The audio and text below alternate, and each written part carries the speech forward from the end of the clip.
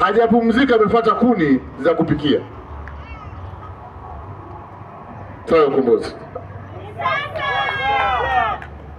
Mwili wa mwanamke haujakaa sawa sawa. Sisi tumefanya utafiti tukagundua kwamba wanawake wengi wa vijijini wanapojifungua ndani ya miezi mitatu mpaka mwaka mmoja wanapoteza maisha yao, kwa sababu wanafanya kazi kabla mwili haujakaa sawa sawa. Matokeo yake wanapata saratani ya shingo ya kizazi. Serikali lazima ienzi na kuheshimu thamani ya mwanamke na kumfanya aishi maisha mpaka siku ambayo Mungu yeye alipanga kumnyakua, na si kumlazimisha kumsafirisha afe haraka. Sawa ukombozi. Lakini kwenye serikali yetu, ikiwa Mungu itampendeza na ninyi wenzangu mkanichagua Oktoba 29, itakuwa ni marufuku serikali yetu kugeuza maiti kuwa sehemu ya pato la taifa. Leo maiti ni sehemu ya pato la taifa la Tanzania. Hakuna anayekataa hili. Ama ninyi mkifia mnapewa maiti bure kwa hospitali? Ni lazima ulipe ndio wakupatie mwili wa ndugu yako. Tena madaktari wanaulizana, ana muda gani huyu?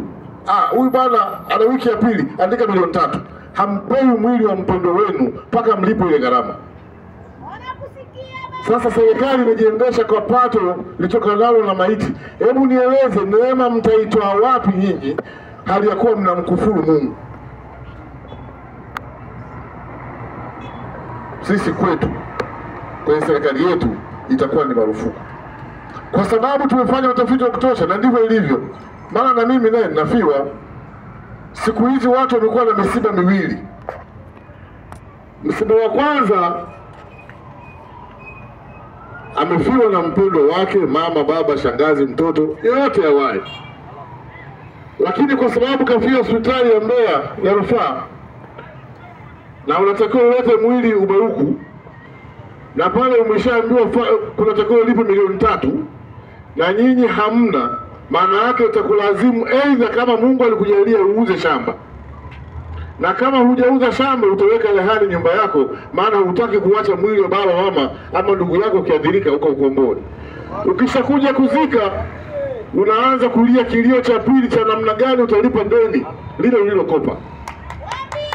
Serikali yetu, mtu atakapokuwa amefariki atapewa ndugu yake mwili bure, aende akazike.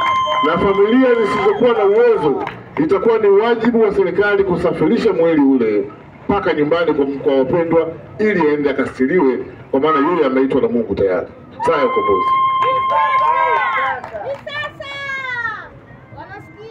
Ndugu zangu, ni lazima tutambue kwamba